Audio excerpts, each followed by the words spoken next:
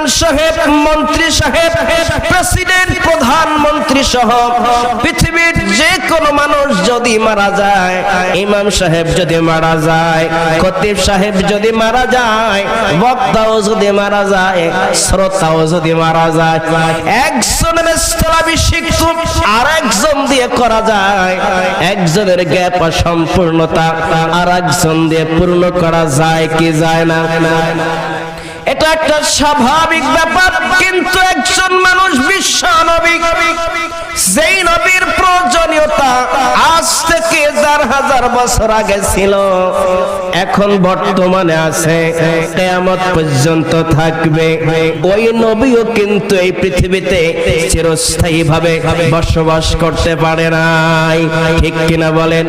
কুজা সদা আদম হাওয়া, কুজা নূহ কিশতি, বা কুজা সদ শেষ পয়গম্বর, কুজা ইয়াকুব কিরমানি। আদম আলাইহিস সালাম, মুসা আলাইহিস সালাম, ঈসা আলাইহিস সালাম, ইব্রাহিম আলাইহিস সালাম, আল্লাহর পয়গম্বর যারা, তারাও থাকতে পারে নাই। আল্লাহর প্রিয় বান্দা যারা, তারাও পৃথিবীতে থাকতে পারে নাই, আর পারবেও না। ঠিক তেমনি ভাবে কুজা কারুন, কুজা ফেরাউন, কুজা নমরুদ, সদা হামান, কুজা আশা ওয়াক্তে শাহ, কুজা তখতে সুলাইমান। আল্লাহর বন্ধুরাও থাকতে পারে নাই। আল্লাহর শত্রু কারণ ফেরাউন, নমরুদ, সাদ্দাত, হামান, তারাও থাকতে পারে নাই। স্বেচ্ছায় হোক অনিচ্ছায় হোক, আল্লাহ রাব্বুল আলামিন যখন ডাকে সাড়া দিবে, তার ডাকে সাড়া দিয়ে পরপারে পারে জমাইতেই হবে। ঠিক কিনা বলেন? চলো মুসাফির, বাঁধো গাঠরি, সময়ে যাইব হিয়া,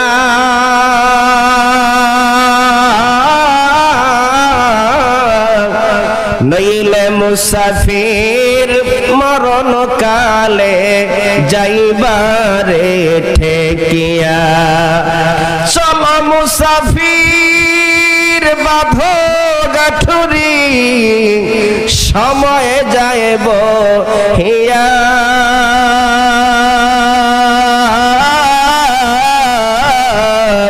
নইলে মুসাফির হাসর মাঠে যাইবারে ঠেকিয়া।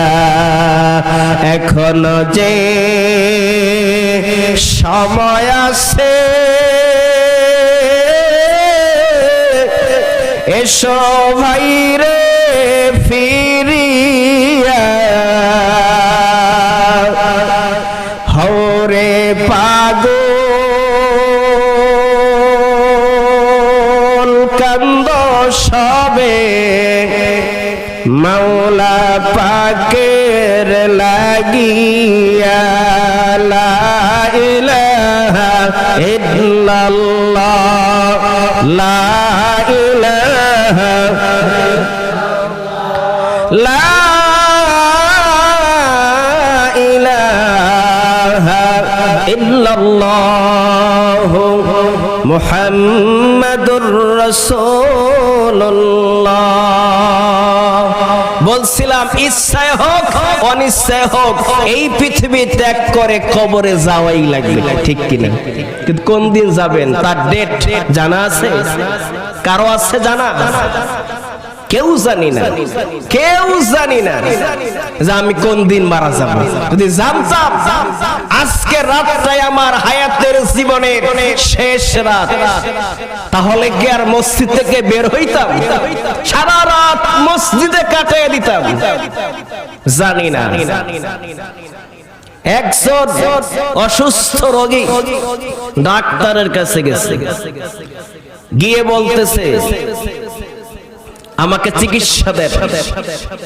ডাক্তার বলতেছে আপনার যেই শরীরের ভিতরে রোগ আছে এর চিকিৎসা পৃথিবীতে নাই। আপনি ওষুধ খেলেও মারা যাবেন, ওষুধ না খেলেও মারা যাবেন। যেই টাকা দিয়ে ওষুধ খাবেন ওই টাকা দিয়ে ফল ফ্রুট ভালো ভালো খাবার কিনে খান।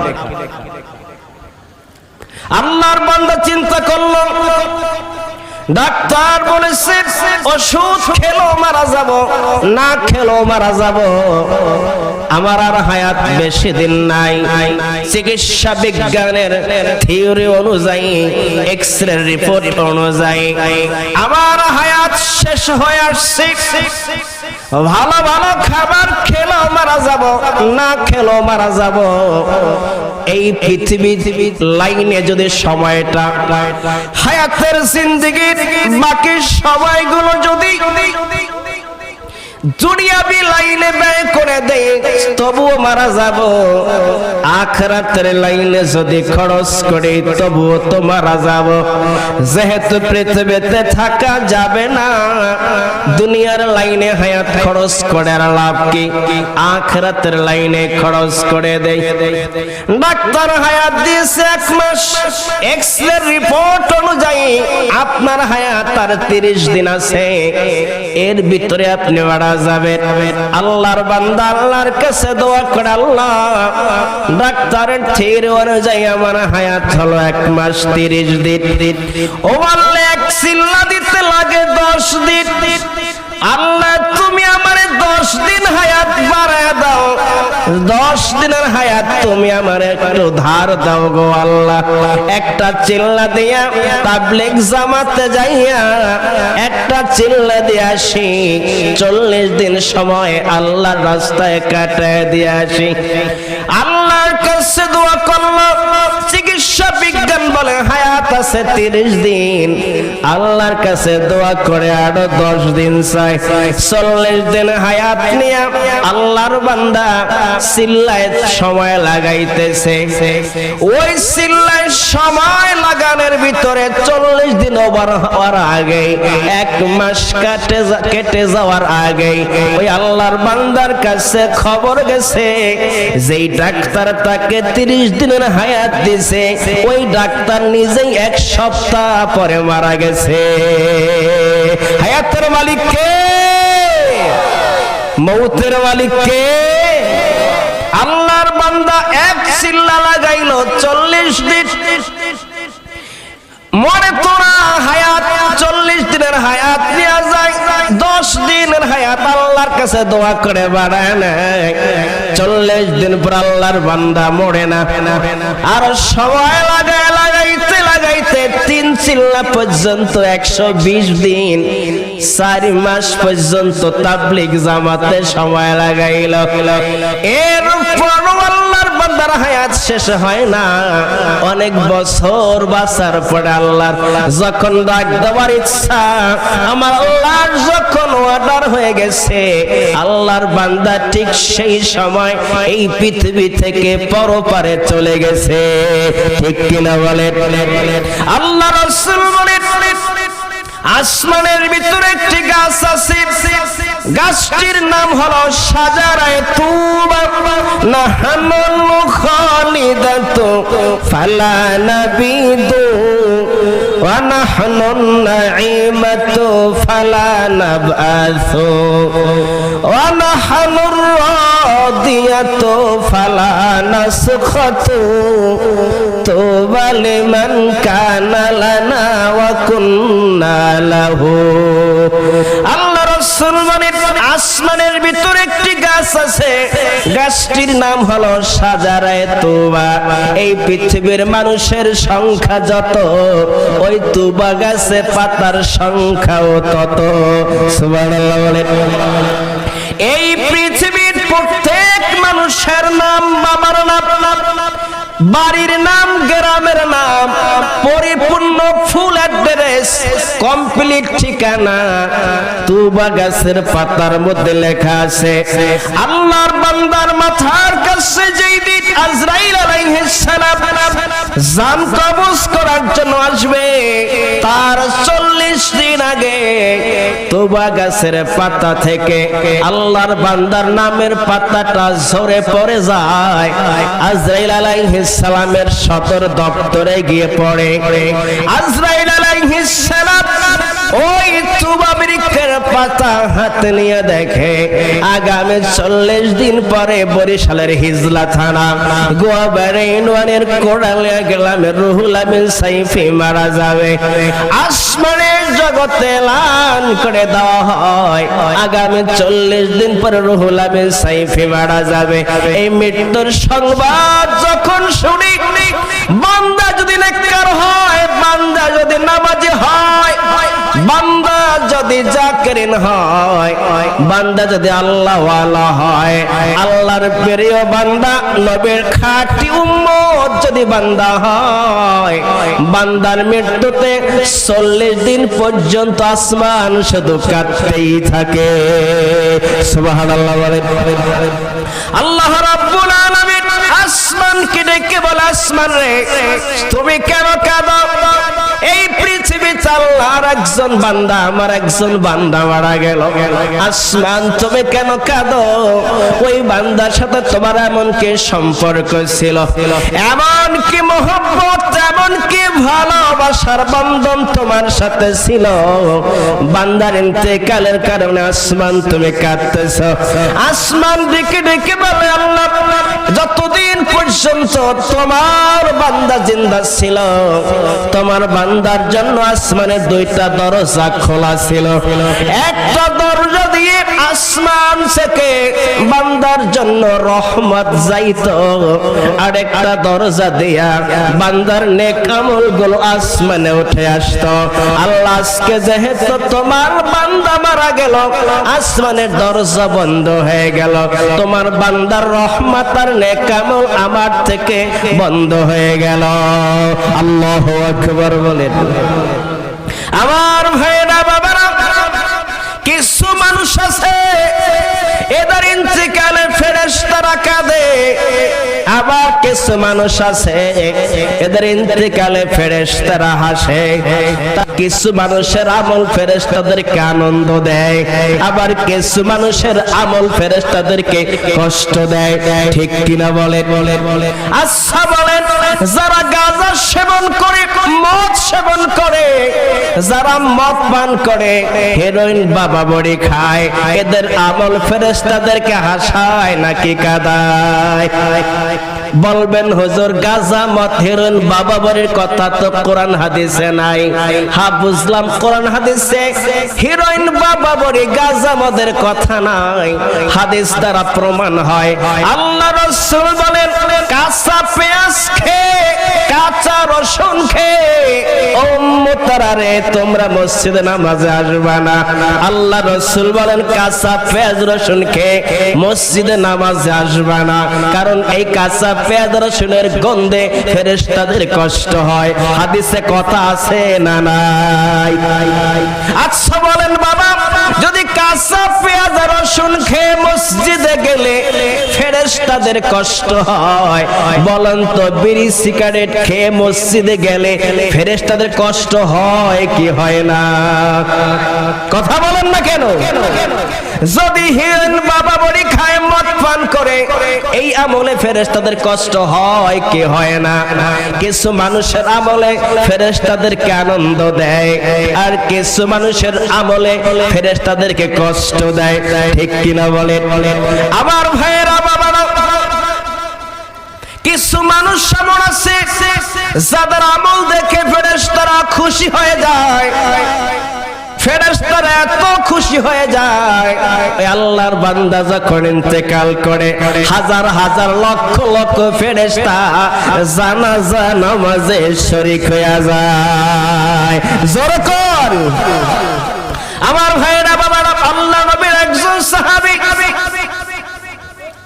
হযরত সাদ রাদিয়াল্লাহু তাআলা আনহু, যার মৃত্যু আল্লাহ পাকের আরশ আজিম পর্যন্ত কেঁপে উঠেছে।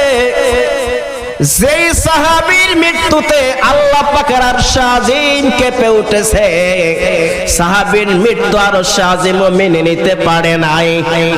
যেই সাহাবীর মৃত্যু আল্লাহ পাকের আরশ আজিম দুঃখে কেঁপে উঠল, বিয়োগ ব্যথায় কেঁপে উঠেছে। আল্লাহর রাসূল ওই সাহাবের জানাজা পড়ার জন্য বের হয়েছে। রাসূল কারীম সাল্লাল্লাহু আলাইহি ওয়াসাল্লাম সাহাবায়ে কেরামদেরকে নিয়ে ওই সাদ রাদিয়াল্লাহু তাআলা আনহুর জানাজা পড়ার জন্য সামনে আগায়। রাসূল কারীম সাল্লাল্লাহু আলাইহি ওয়াসাল্লাম আঙ্গুলের উপরে ভর করে করে সামনে আগায়, পুরা পায়ের পাতাটা আল্লাহর রাসূল মাটিতে লাগায় না। সাহাবায়ে কেরাম প্রশ্ন করে, ইয়া রাসূলুল্লাহ, ইয়া হাবিবাল্লাহ, গো আল্লাহর নবী গো, আপনি কেন পায়ের আঙ্গুলের উপরে ভর করে করে হাঁটেন? এইভাবে হাঁটতে তো কষ্ট হয়। রাসূল গো, আপনি কেন পায়ের পাতা মাটিতে ফালান না? রাসূল কারীম সাল্লাল্লাহু আলাইহি ওয়াসাল্লাম বলেন, সাহাবীরা রে, আমি রাসূল যা দেখি তোমরা তো দেখো না, আমি রাসূল যা দেখি তোমরা তা দেখো না। এই সাদের ইন্তেকালে তার জানাজায় এত লক্ষ লক্ষ কোটি কোটি ফেরেশতারা আগমন ঘটেছে, আমি রাসূল মাঠের মধ্যে এইটুকুন জায়গা খালি পাই না, যেই জায়গা আমি পুরা পায়ের পাতাটা রাখবো। সুবহানাল্লাহ বলেন। নাহার গেজ মাউতে বাসদ আম্বিয়ার, নাহার গেজ আউলিয়া ও আসফিয়ার। আমার ভাইয়েরা বাবারা, আজ হোক আর কাল হোক, রব্বুল আলামিন যখন আজরাইল আলাইহিস সালামকে পাঠিয়ে দিবেন, স্বেচ্ছায় হোক অনিচ্ছায় হোক, এই পৃথিবীতে এক সেকেন্ড থাকার ক্ষমতাও পৃথিবীর কোনো প্রাণীর নাই। ঠিক কিনা বলেন?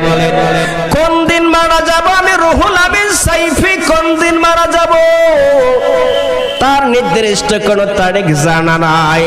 আপনাদের কারো জানা আছে নাকি?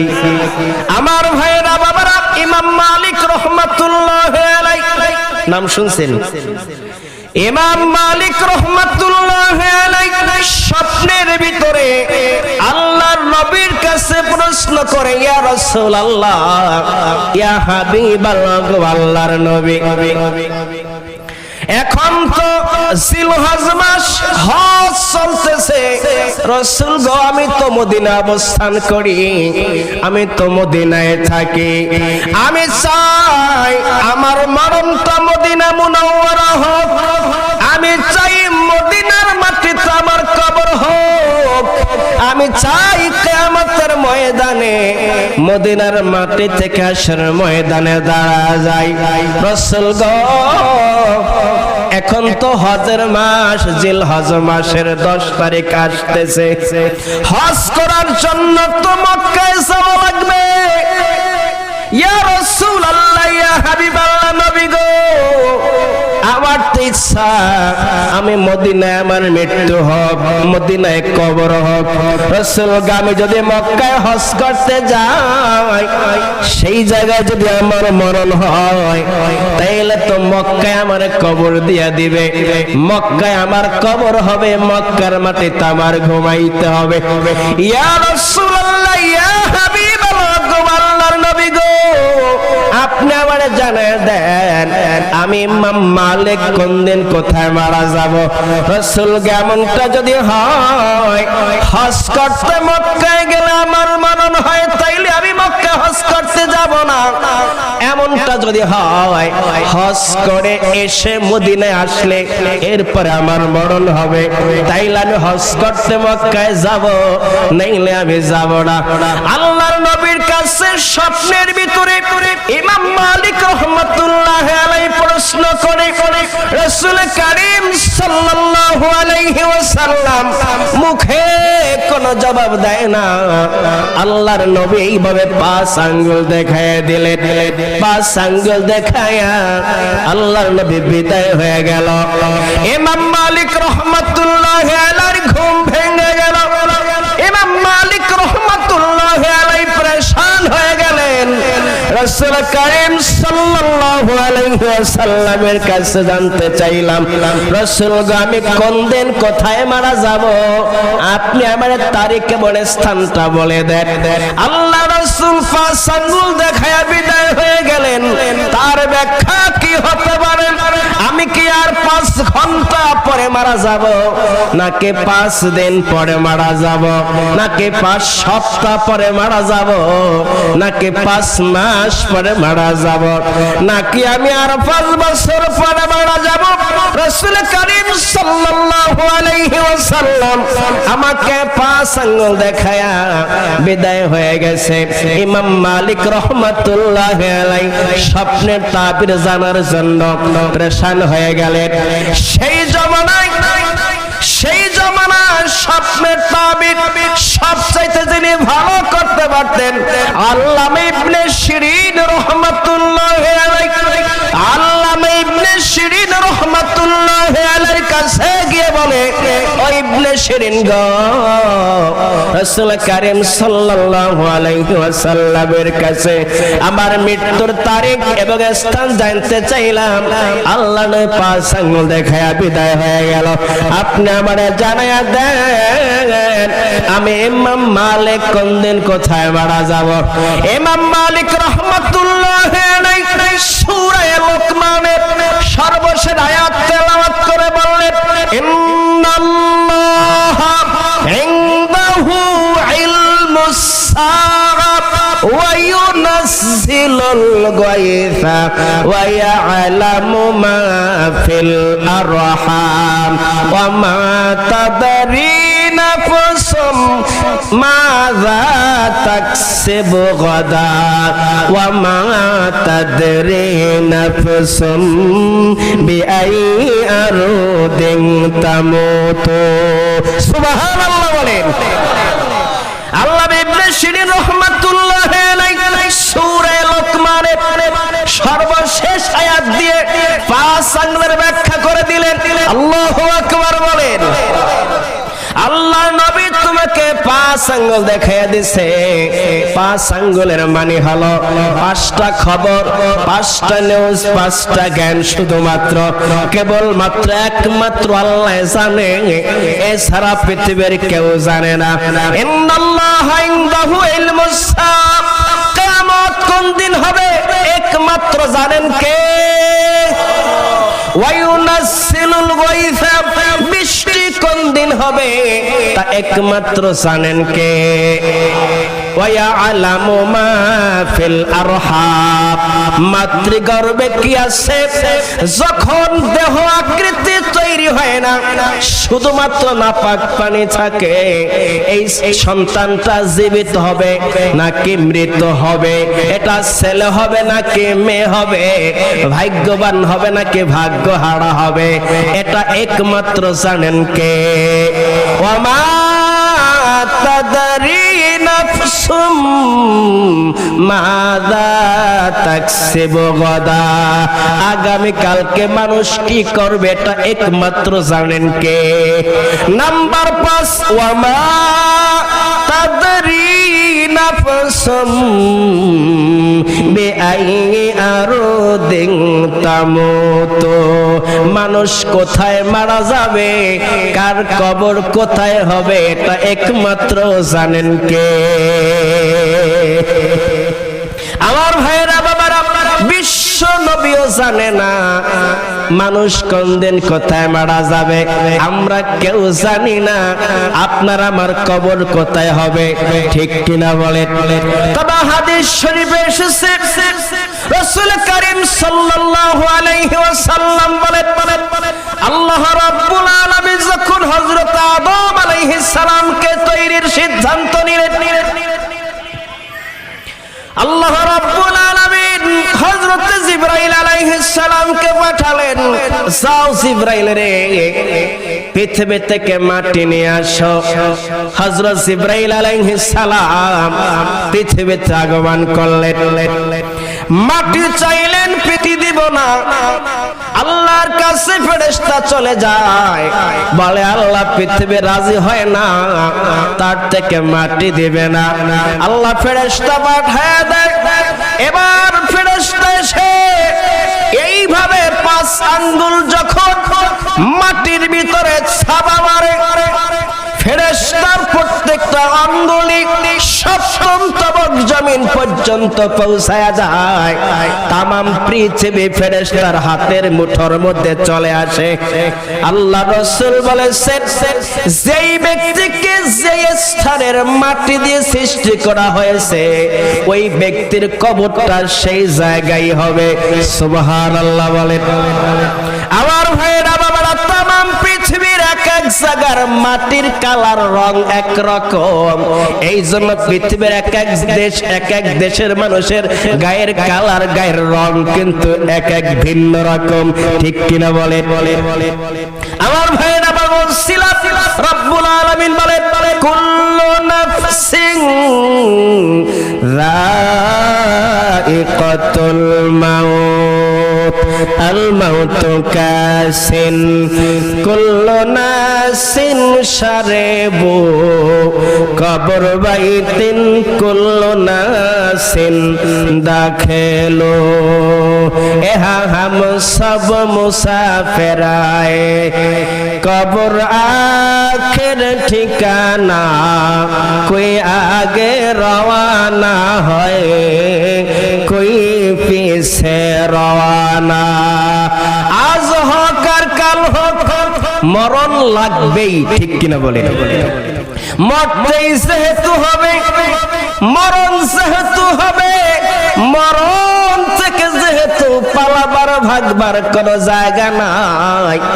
আল্লাহর রাসূল বলেছেন, ইবআসুল মাইয়াতু মা মাতা আলাইহি, ব্যক্তি যে অবস্থায় মারা যায় সে অবস্থায় তার হাসর ওই অবস্থায় ওঠানো হবে।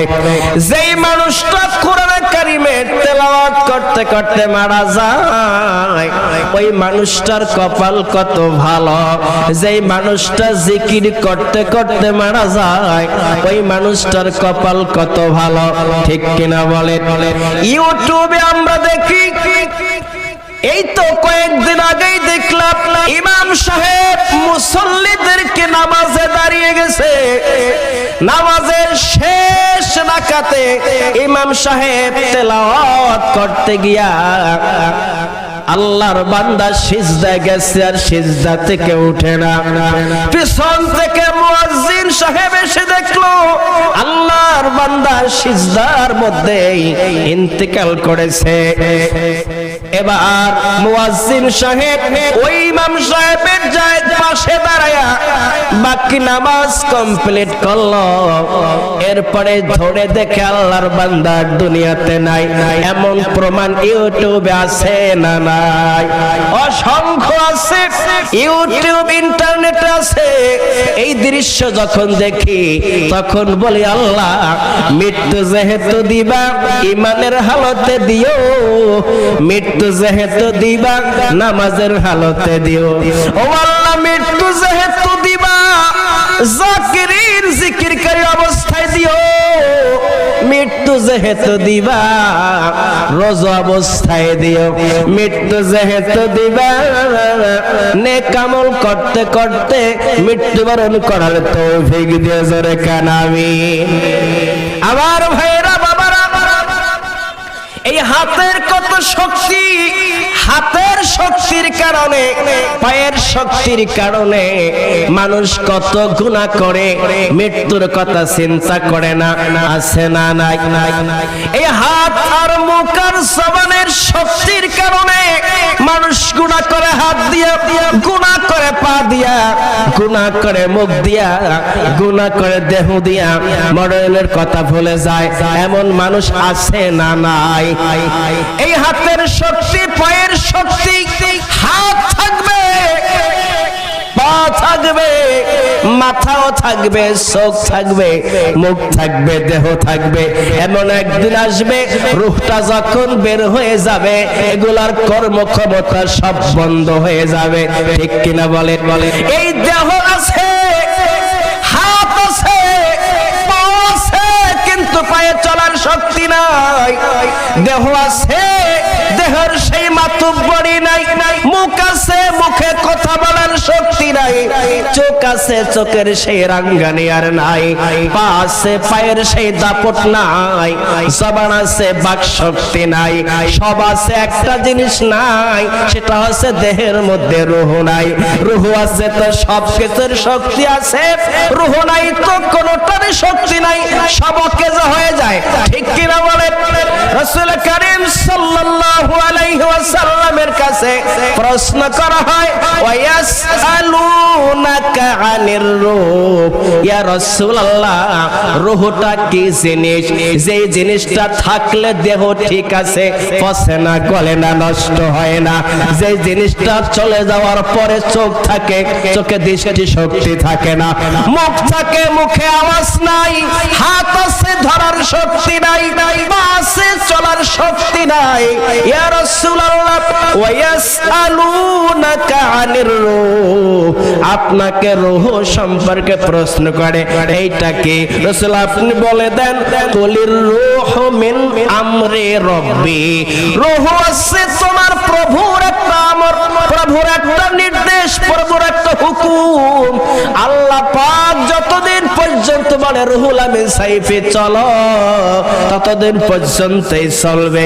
যেই বলবে জায়গায় ব্রেক হয়ে যাও, এক কদম হাঁটছি, সামনে আর এক কদম হাঁটার শক্তি আমার আর নাই। ঠিক কিনা বলেন? তাহলে কি হাতের শক্তি আর দেখানো যাবে? অবৈধভাবে, বৈধভাবে দেখানো যেতে পারে। হাতের হাত দিয়ে, চোখ দিয়ে, মুখ দিয়ে, বডি দিয়ে, পা দিয়ে বৈধ কাজগুলো করা যাবে।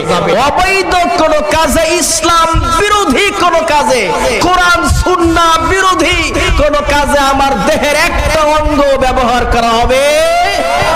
দেহের অঙ্গ সুন্দর করে দিয়েছেন কে? ওই দিন ইউটিউবে দেখলাম একজন যুবক ছেলে, তার দুইটা হাত নাই, এই হাত এই পর্যন্ত নাই, এই হাত এই পর্যন্ত নাই, শুধুমাত্র দুইটা পা আছে। ইউটিউবে ঢুকলে আপনারা দেখতে পাবেন, মিথ্যা নয়, সারা পৃথিবী সাক্ষী। আল্লাহর বান্দা যুবক উযু করতে উযুখানায় যায়, আমরা উযুখানায় গিয়ে বিসমিল্লাহ বলি, দুই হাত এই পর্যন্ত ধুই, এরপরে কুলি করে নাকে পানি দেই, দুইটা হাত দিয়ে সুন্দর করে মুখমণ্ডলটা ধুই, ডান হাত ধুই, বাম হাত ধুই, মাথা মাসে করি, এরপরে পা ধুই, উযু করি। কথা কোন ঠিক কিনা? আল্লাহর বান্দার তো হাত একটাও নাই। ও আল্লাহর বান্দা বিসমিল্লাহির রহমানির রহিম বলে পা ওই উযুখানার যে পানির কল ট্যাপের সামনে পা ধরছে, আমরা তো হাত দিয়ে হাত ধোয়ার পরে মুখে পানি দেই, নাকে পানি দেই, চেহারাটা ধুই। আল্লাহর বান্দার দুইটা হাতের একটাও নাই। আল্লাহর বান্দা পা দুইটা ভিজায়া, পায়ের দুইটা পা একত্রিত করে এরপরে মুখে পানি দেয়, এরপরে আল্লাহর বান্দা নাকে পানি দেয়, এরপরে মুখমণ্ডলটা ধৌত করে। হাত তো নাই, হাতের এই পর্যন্ত ধোয়া তো ফরজ, এই পর্যন্তই তো তার নাই, কি ধুইবে? এরপরে কদমত মাথা মাসে করার পরে পা দুইটা ধোয়, এরপরে দেখে আল্লাহর বান্দা আল্লাহু আকবার দুইটা হাত জাগায়া আমরা আল্লাহু আকবার নিয়তবাদী। রাসূল কারীম সাল্লাল্লাহু আলাইহি ওয়াসাল্লাম বলেন, আল্লাহর কোন বান্দা যখন আল্লাহু আকবার বলে নিয়ত বদে নামাজে দাঁড়ায় যায়, আল্লাহর বান্দার দেহের সমপরিমাণ ওজনের স্বর্ণ অলংকার যদি আল্লাহর রাস্তায় দান করা হয়, এতে যেই পরিমাণ সওয়াব হয়, আল্লাহু আকবার বলে নিয়ত বাঁধার সাথে সাথে সেই পরিমাণ নেক আমল আমল নামায় জমা হয়ে যায়। রাসূল কারীম সাল্লাল্লাহু আলাইহি ওয়াসাল্লাম বলেন, এরপর আল্লাহর বান্দা যখন রুকুর মধ্যে যায়, যখন বলে সুবহান রাব্বিয়াল আযীম, রুকুর মধ্যে গিয়া যখন সুবহান রাব্বিয়াল আযীম বলে, তাওরাত সবুর ইনজিল তিনটা কিতাব আছে, রুকুর মধ্যে গিয়ে তিনবার যখন বলে সুবহান রাব্বিয়াল আযীম, তাওরাত জাবুর ইনজিল এই তিনটা আসমানি কিতাব তেলাওয়াত করলে যেই পরিমাণ সওয়াব হয়, এই পরিমাণ সওয়াব আমলনামায় জমা হয়ে যায়।